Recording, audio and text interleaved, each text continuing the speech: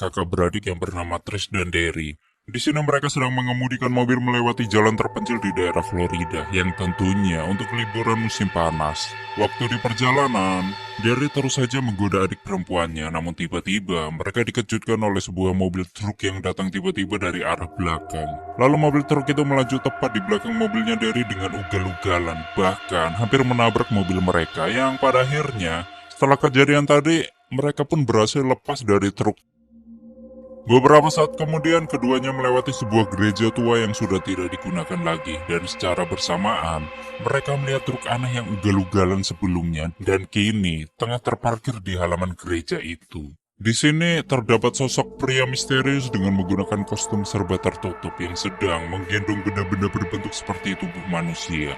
Kemudian benda-benda itu dimasukkan ke dalam sebuah lorong. Merasa ada yang aneh, sontak adik kakak itu langsung pergi dari tempat itu demi menghindar dari pria aneh itu. Namun sayangnya pria aneh itu terlebih dahulu melihat keberadaan Derry dan Trish. Alhasil mereka berdua dikejar dan kejar-mengejar pun terjadi sampai mobil yang dikemudikan oleh Derry ternyata harus oleng ke samping dan kehilangan kendali sampai keluar jalur. Dan setelah mobil Derry kehilangan kendali, akhirnya mereka bisa lepas dari kejaran sosok misterius itu. Anehnya, truk itu menghilang begitu saja seakan-akan seperti tidak terjadi apa-apa. Alih-alih pergi menjauh, kakak beradik itu justru malah semakin penasaran dengan memberanikan diri untuk kembali ke arah gereja tua. Dan beruntungnya, di sana tidak ada keberadaannya si sosok pria misterius itu. Karena tidak ingin membuang waktu, jadinya mereka langsung melakukan investigasi yang dimana secara tidak sengaja Derry harus tergelincir dan masuk ke dalam lubang di bawah sana. Lalu Derry dikejutkan oleh satu benda yang dibungkus layaknya seperti mayat. Namun tiba-tiba benda itu bergerak yang ternyata waktu dibuka, isinya menampilkan sosok manusia sama seperti dirinya. Bahkan pria itu kini sedang dalam keadaan sekarat dengan luka di sekujur tubuhnya yang telah dijahit. Dan karena sudah tidak tahan lagi, akhirnya pria itu pun meninggoy. Derry memerintahkan adiknya yang masih berada di atas untuk berjaga-jaga, dan apabila pria misterius tadi datang lagi, maka dirinya harus bersembunyi. Sementara itu di dalam sana, Derry terus menjelajah ke seluruh lorong dan semakin dalam. Sedangkan Trish, tiba-tiba dia dikejutkan oleh kedatangan sebuah truk yang melaju ke arahnya, dan dengan cepat, dirinya langsung masuk ke dalam mobil dan segera menyalakan mobil. Namun ternyata, truk yang lewat itu hanyalah truk biasa yang mengangkut jerami. Masih dalam keadaan syok, Trish harus kembali lagi terkejut akibat kakaknya yang datang secara tiba-tiba. Dengan cepat mereka kembali ke arah restoran yang dipenuhi oleh orang-orang, dan pada saat mereka keluar dari mobil, Derry pun melihat truk aneh lewat di depannya. Dan di dalam restoran, semua orang dibuat heran oleh penampilan Derry yang begitu acak-acakan. Dan dengan segera, petugas wanita di restoran itu berinisiatif untuk segera memanggil petugas kepolisian. Waktu di tengah-tengah menunggu, tiba-tiba Derry dikejutkan oleh bunyi telepon tepat berada di sampingnya. Dan dengan segera, Derry mengangkat telepon tersebut. Di sini Derry mendapatkan sebuah pesan dari seorang wanita. Wanita itu memberitahukan Derry mengenai seonggok hantu kanibal yang menjadikan organ tubuh manusia sebagai santapannya.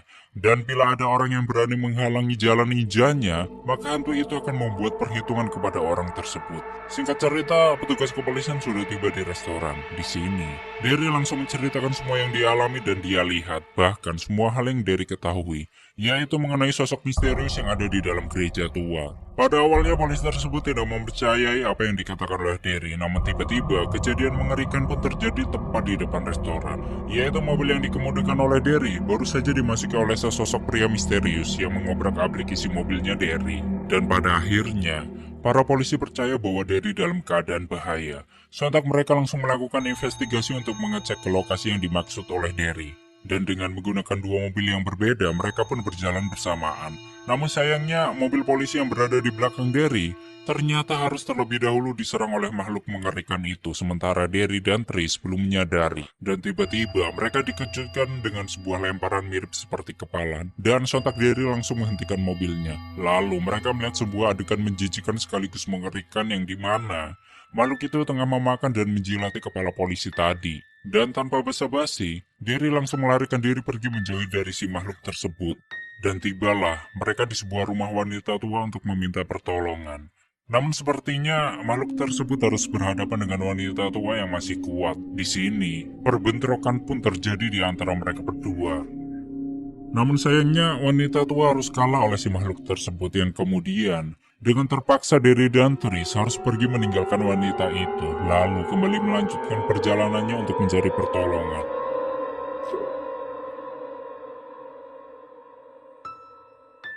Tapi ya namanya juga hantu, jadi mau kabur sejauh apapun ya tetap bisa dikejar. Dan hal itu sama seperti yang dialami oleh Derry dan Tris. Mereka kembali harus diganggu oleh si hantu itu yang kini sengaja memblokade jalan, yaitu dengan membaringkan tubuhnya di tengah jalan.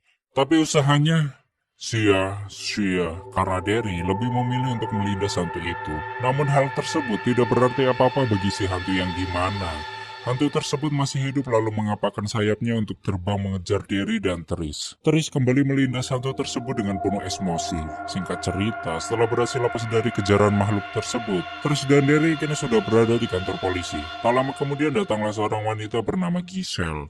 Di sini Giselle memaksa untuk menerobos lalu menemui Derry dan Tris, guna memperingatkan mereka mengenai malapetaka yang akan datang, yang ternyata Giselle memiliki kemampuan super untuk melihat masa depan saat dirinya sedang tidur atau bahkan bermimpi. Kemudian Giselle pergi untuk mengungkap bagaimana makhluk itu masuk ke masa hibernasinya selama 23 tahun berturut-turut. Setelah itu muncul dari tempat persembunyiannya yang kemudian memakan organ manusia selama 23 hari. Dan alasan makhluk itu terus memakan organ tubuh manusia adalah untuk bisa hidup seperti manusia.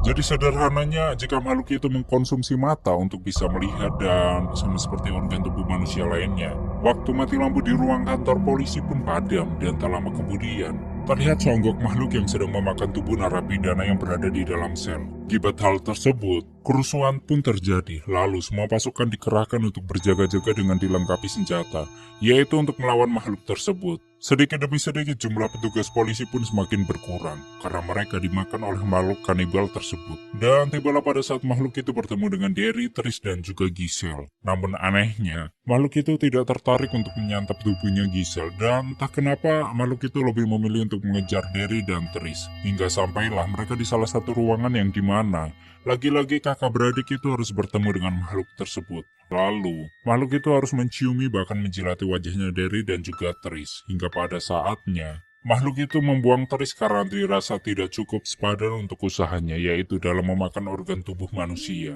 Oleh karena itu, Derry lah yang dipilih untuk dimakan olehnya. Dan tak lama kemudian, datanglah para polisi untuk menyergap makhluk tersebut. Namun sayangnya, mereka tidak memiliki pilihan lain untuk bisa menembak si makhluk itu, karena keberadaan Derry yang masih dicengkram oleh makhluk itu. Dan di waktu bersamaan, makhluk itu menampilkan wujud yang lebih menyeramkan lagi, dan hal itu untuk menakut-nakuti semua orang yang ada di sana. Melihat kakaknya yang sudah tidak berdaya, Tris menawarkan dirinya sendiri untuk menggantikan posisi kakaknya. Awalnya makhluk itu tergoda oleh penawaran Chris. Akan tetapi, makhluk itu menyadari bahwa itu semua adalah jebakan yang kemudian makhluk itu segera pergi dari tempat itu lalu membawa pergi Derry. Melihat hal tersebut, Tris berteriak karena kakaknya dibawa pergi yang kemudian Tris bertanya kepada Giselle mengenai mimpinya.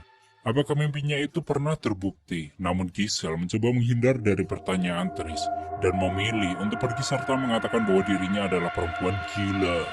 Sementara itu di sisi lain Tris melihat dan mendengar jeritan yang menggaung dari Derry yang sepertinya sedang kesakitan. Kemudian suara itu menghilang dan pabrik itu pun sunyi kembali. Di adegan terakhir, terlihat bahwa makhluk tersebut sedang duduk di depan meja dan sibuk mengunyah sementara Derry. Dia diikat dengan tali dengan keadaan mulut menganga lebar dan dua lubang yang dimana dulu adalah tempat matanya. Tak lama kemudian makhluk itu berjalan ke belakang tubuhnya Derry. Kemudian menempatkan matanya tepat di belakang lubang matanya Derry yang ternyata makhluk itu sudah menggunakan matanya Derry untuk dijadikan matanya sendiri lalu tamat.